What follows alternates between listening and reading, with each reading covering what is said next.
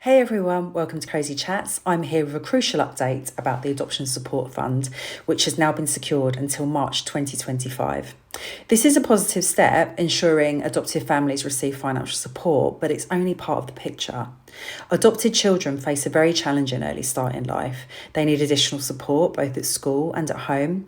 Ongoing therapy isn't just beneficial, it's essential to help them cope with the huge emotional burdens they carry from neglect, hurt and abuse. Right now, new applications for this vital support aren't being approved into the tax year 2025, meaning therapy is being delayed. And we all know that breaks in therapy can be disruptive and even harmful to a child's progress.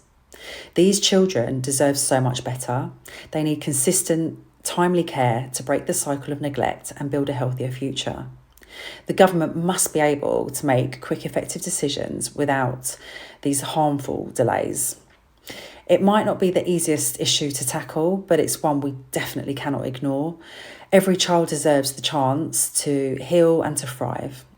So let's keep supporting adoption and creating brighter futures for every child.